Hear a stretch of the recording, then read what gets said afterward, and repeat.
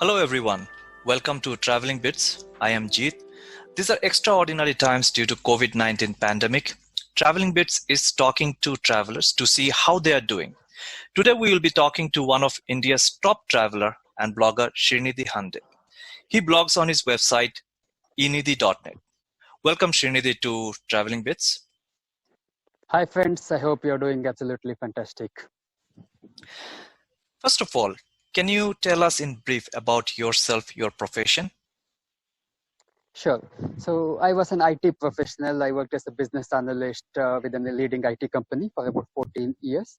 So then since last 1 year, I'm on a break. I'm trying some passion and other activities. I have been travel blogging since 2006. So that is about 14 years now. It began as a general blog, but soon I discovered my passion in travel. So I was trying to focus more on travel blogging. I've traveled to about 40 countries till date. My style is mostly budget travel, trying to explore offbeat places and trying to do things in without buying commercial packages. Last year, I have written a book about travel blogging, trying to help people plan their international trips in extremely low budget. That covers a lot of topics on how to plan your trips, how to get cheapest of the tickets and other aspects. And yes, that's about me in a brief. All right. So you are also a business analyst, which is like a full-time job. So how do you used to manage your time given you travel extensively? Yes, so that is with multiple aspects. One is that I used to take my office laptop with my when I travel. So if required, I would work for a couple of days or in the evening and always support my team. Second is most of my trips were planned 6 months, 9 months in advance. So the team knows that I will be away on this date. So we could plan around that. Third, I have always given work a priority. If at all it required, I used to cancel my trip. Out of 10 trips, maybe 2 I have cancelled because I couldn't take a leave or I couldn't travel. So it's a mix of all. And a few trips were because of work, travel, and in between I could spend a few days to explore as per my wishes. All right. So Srinidhi, how did you start and when did you start traveling? So my first international trip was back in 2011. Accidentally, I spotted a SpiceJet ticket that is just about 4,000 rupees return from Chennai to Colombo and back. So I felt it is too cheap and too good to miss. I checked with few of my friends and everybody showed interest. We planned it immediately. It was a very short trip. We left on Friday night from Chennai, spent 2 days in Colombo and nearby places. And Monday early morning, we were back in Chennai and back to office. So the whole trip we could manage with under 10,000 rupees, flight, hotel stay, local transport, everything included.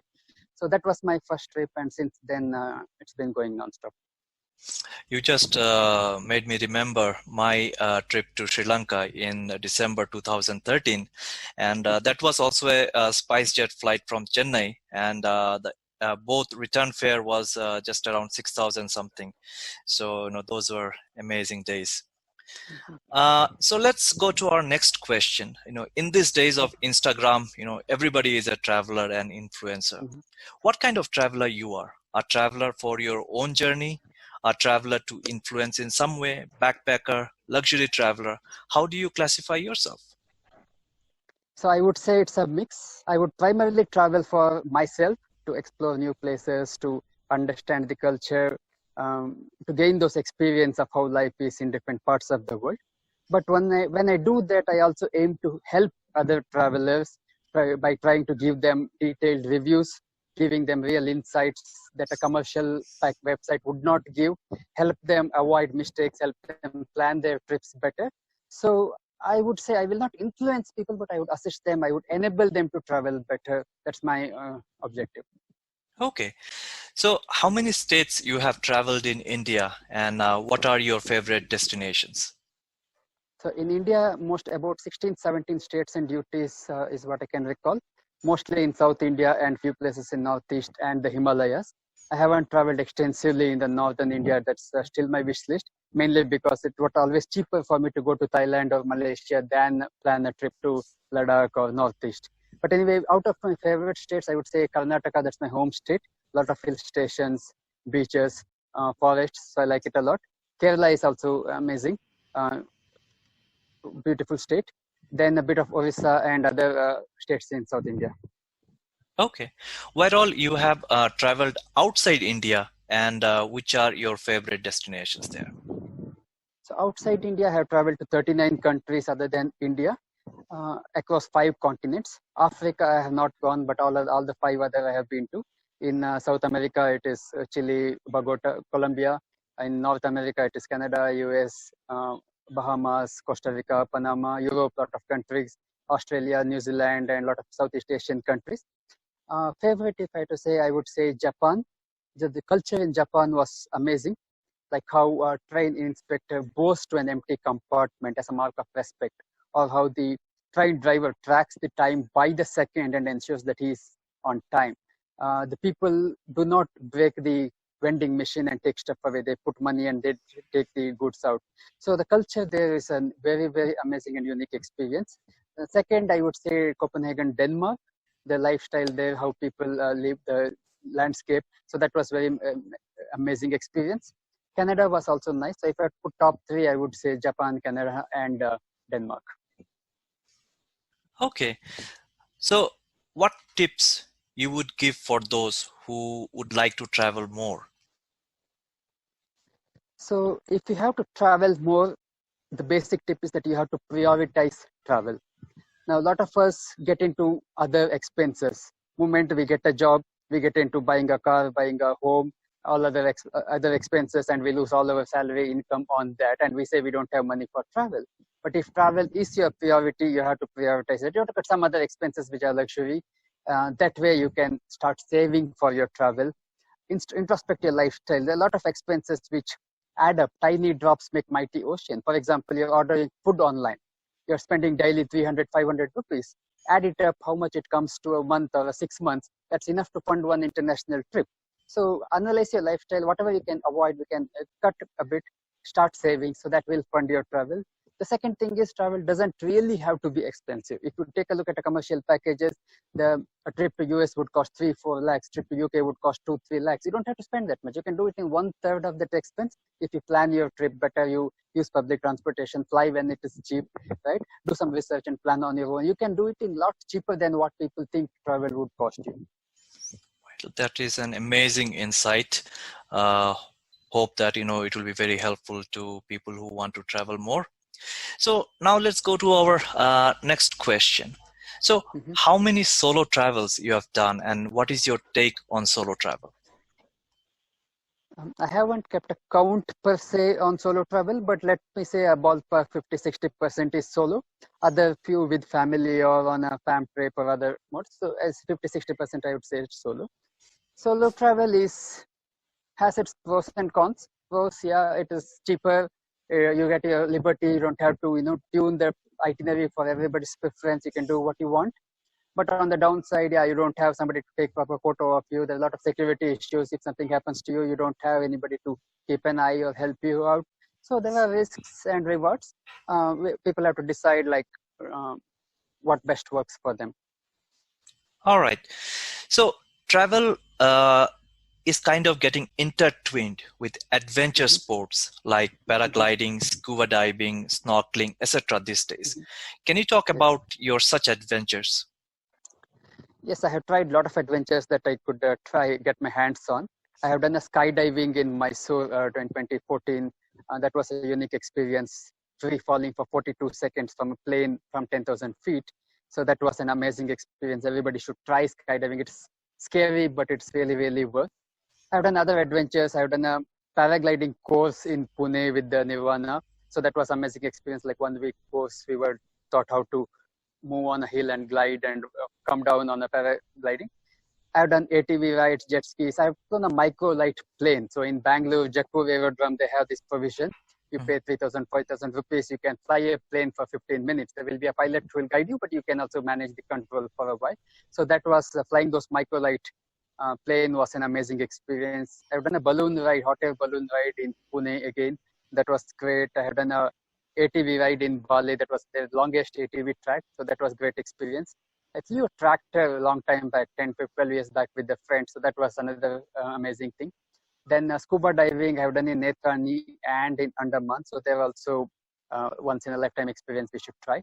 Then what else? I also enjoy renting luxury cars and going for a drive.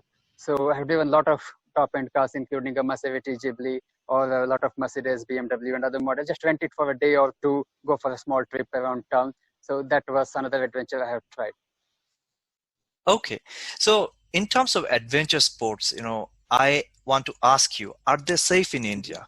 I am asking you as we hear incidents where a woman plunged to her death while skydiving. A young man died, while doing bungee jumping in Bangalore. Mm. So, are these adventure sports are safe in India given the infrastructure and other security needs?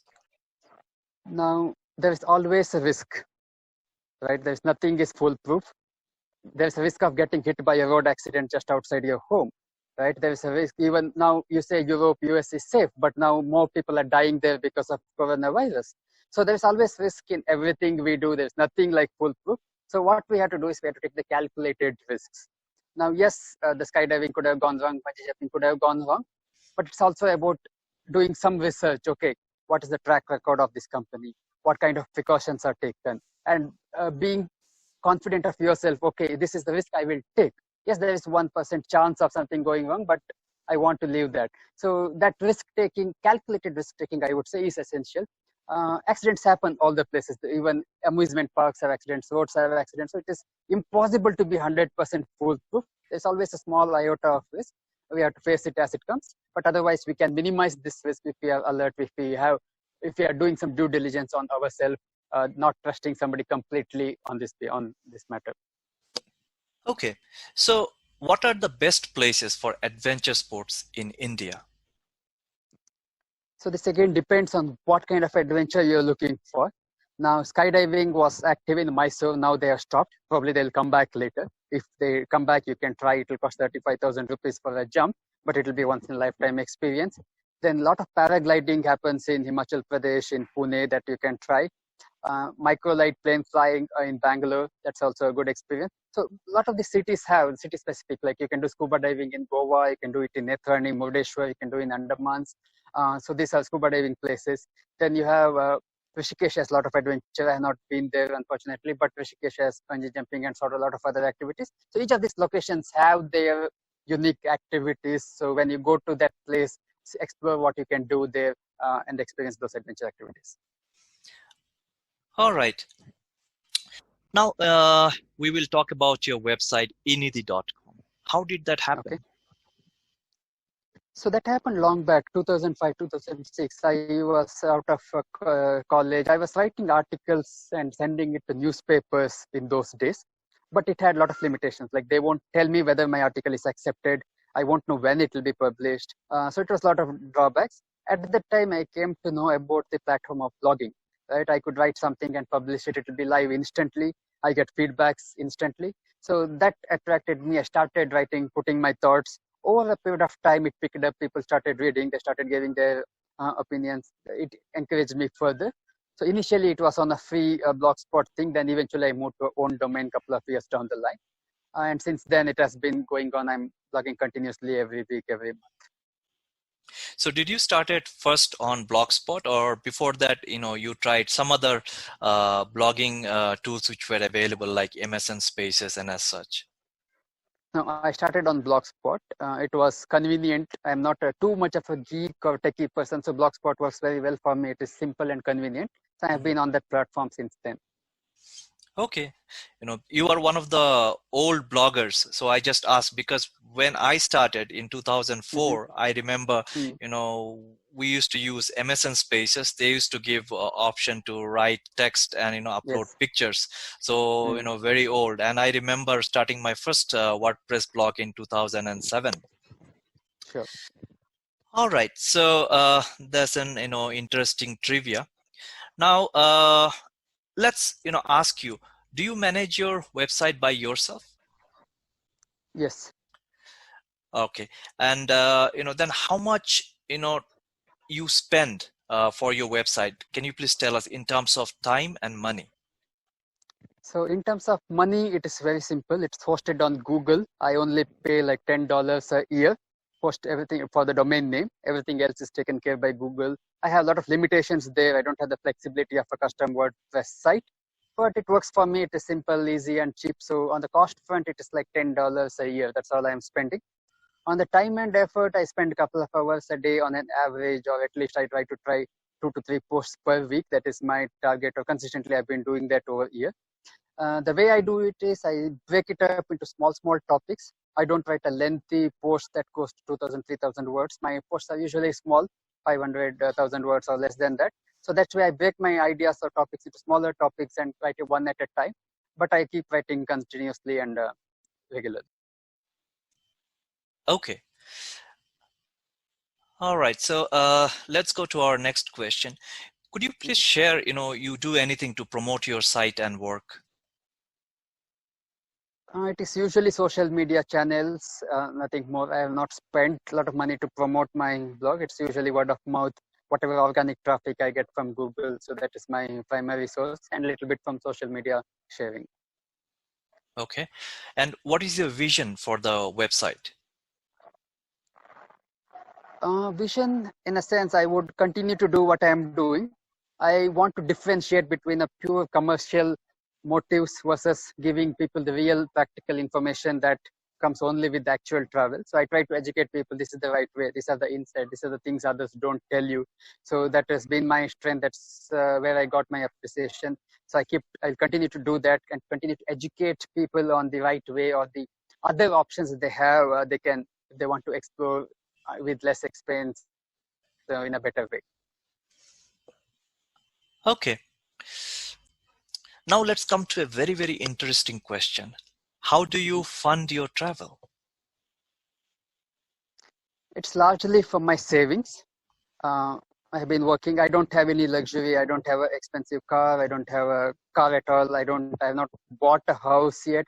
So I have not incurred in typical traps that people who got a job fall into, getting a home, car, kids, and so many other expenses. I don't have that.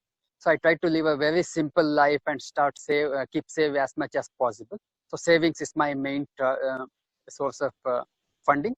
The other thing is I try to do a same trip in 1/3 of the expense compared to what a commercial package would cost. I fly only when it is cheapest, right? I hunt for the cheapest of the tickets. I hunt for the cheapest of the way to explore things. I use public transportation. I walk a lot. So whatever people spend X, I spend 1/3 of that money. So the way I don't need too much of a fund to travel, I try to manage it in less money. That is second. And on third fund, there have been a few opportunities in terms of tourism boards inviting. Those kind of things have been also there. Some of the trips are on that fashion. So these are the 3 ways my travel is arranged. All right. Thanks for giving insight into that. You have been traveling or blogging for about 14 years now. How do you Yes. see traveling has changed over the years? And how do you see travel blogging has changed over the years? So traveling has changed in a per se. It is more of a lot of people want just one Instagram photo and come back. So the essence of trying to understand a culture, trying to spend more time in a place, trying to get deep into the destination, it's kind of vanishing is what I feel. People want instantaneous fame. They want some good photos and they're thinking they're done with that destination. So that's how I see the trend slightly moving. On the other side, what was the second part of the question? How did travel blogging changed over the years? So travel blogging, again, it is shifting more to a photo-based, Instagram-based thing. People don't even realize, okay, the blogging, there is more than a photograph to a travel. You need to get the insights, give people stories more than what a simple Instagram story or a video or photo could give. So the idea, like the consumption is also kind of shifting. If you say 5-10 years ago, people would do a lot of research. They would search on places to go or what to do, what to see, what's worth, what's not worth. Now the trend is changing. People just ask on a media, I want to go there, please suggest some places. So they want content to come to them, then go do some research. So this way the consumption is changing. A lot of apps these days. So for everything you have an app. People don't search anymore. They open respective app for respective activities. So the consumption of content is changing. But again, we have to see how this will change after this post-corona world. Now, because a lot of information that you have over the net is kind of obsolete. Now, when people start traveling again after the coronavirus world, they'll have a totally new set of questions to ask, right? Whether is it safe, is it social distancing is there, right? Is the country accepting tourists? What to do if I get quarantined? Does my insurance cover this pandemic? So there are a lot of these questions and queries on all the places. So now the travel bloggers need to gear up for this new world where a new set of questions need to be answered, new set of content will be in demand. I think so that is where I see in the future. Okay, so in the last decade, the first Mhm. decade of this century, wherein the Mhm. home delivery culture did not start it completely, but in Mhm. this current decade, we have Mhm. this home delivery culture. So are you Mhm. saying that people are now asking for home delivery of information when it comes to travel? I think yes, there's information overload. There's too much content, and nobody has the time and patience to search, research, pick what they want. They find it more convenient to just post on a Facebook group or somewhere and say, I need this information," and let people come to them. So I see this trend more and more. Uh, I think that is how it will. Like, people are getting lazy; they don't want to spend more time researching, and there are people ready to give them information. So I think this is how, rightly you said, like, home delivery of information is what people are getting used to these days. Okay, so is travel blogging a good enough way for a means of livelihood? 100%. If you are trying to live on that, I am not very confident. I'm not the right person to do that. I'm just living on my savings. I'm not earning significantly from the blog to support a full lifestyle. So I'm not the right person to answer it. But if I have to give an opinion, I think it can supplement your life, but it may not be the sole source of revenue unless you are in the top tier of extremely elite group of people who can command a good price, who can deal with the popular brands and get good revenue. Otherwise, it can support you, but it may not be the single most source of income, is what I feel. Okay.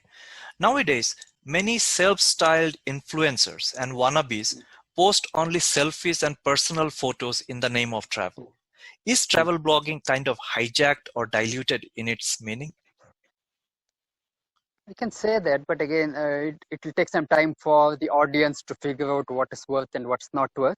Yes, a few photos might look interesting, but beyond that, there's more to travel. So the hype of that Instagram photo selfies will probably take some time, but it'll die down soon. Once people start realizing the value, there's no real value behind those photos. There's more to travel than a selfie. All right. Everyone says that India has huge tourism potential. Is India able to realize its true tourism potential? If not, what it should do to improve in that regard? I think we have not utilized it to the max. We are still in a subpar level. The mainly because we have not been able to create an infrastructure and impression about India that can attract more people. For example, it's very difficult to find out information about, is there a public transportation to reach this place, is there a toilet in that place, right? Is it really open? Is it really? But a lot of information is not available to tourists to plan their itinerary better, and a lot of negative press from people getting cheated, people getting harassed. So all this is putting a negative toll on India's tourism potential. But these things can be fixed slow and steady if these initiatives are taken to encourage, right, fix these infrastructure issues, put more awareness, and encourage people who are visiting to India. This takes me to a very important question. Mhm. Is India unsafe for travel? Uh, like I said, there is a risk everywhere in everything. We cannot blanket ban, say this country is unsafe, this country is safe. Right? Accidents happen in developed countries also. There have been instances of robbery, death, USS, lot of bullet, right, gunfights. So issues happen everywhere in the world. It's in our interest to study a destination, see what kind of risks that place poses, and take precautions that are in our control. Of course, it's easy to say whole world should accommodate our presence, but what we can do is we can control what's in our control, and that way we can ensure our own safety. So I think it is. See, you have to also check the numbers. For every two people who say there have been incidents, there are a million people who have come and visited India without any incidents. So that small percentage, if you take, it's very negligible. So focus should be that how do I do not fall into that percentage of people who have faced issues, and that is very much doable in my opinion. Great insight. So can we say that India is getting a lot of negative press, when it comes to travel and tourism? We can say that that is because a lot of media loves negative publicity. If they say everything is good, nobody will read. But if they publish a lot of things are going bad, there will be a lot of readers for that. So anything negative, there will be a motive for the media to portray it, promote it, show it more so that they get with their readers, they get more traffic. So that is there. That's always there. That risk is there. So we have to counter it with the right information, right statistics, and um, people who come who come there, make them feel good, make them go back and give positive impression, so that way we can overcome this in the long run. All right. What kind of travelers Indians are typically? I think Indians, most of the family crowd, I don't have to explain, but like they go for recreational purposes. They want photos, they want shopping, they want to see things and say feel good about those places. So I think that has been the trend for most of the Indian travelers. But again, there are people who go really long-term travel. They go to offbeat places. They do solo backpacking. So India is a mix of like both. I'm not sure that by percentage or number-wise, which is higher, which is lower. But I think Indians are in a mix of both solo and the family. Shrinidhi, you have also written books. Can you please talk Mhm. about them? Yes. So this book is about how to travel the world in low budget. It's a self-published book, around 120 pages, available in English and also in Kannada language. It was published last year in November and December time. It helps you plan your international trip on your own without having to depend on a commercial tour package, without having to worry whether you're paying more or less for a thing, and how to manage your vegetarian food, how to manage visa, how to manage forex, how to ensure your safety. So it covers all those aspects into 12 chapters are there. Uh, Using this, you can plan your trip on your own, and the money you pay for your trip, you can for that book, you can save in one single trip. So that has been my value proposition in that book. Great. And where from one can buy that book?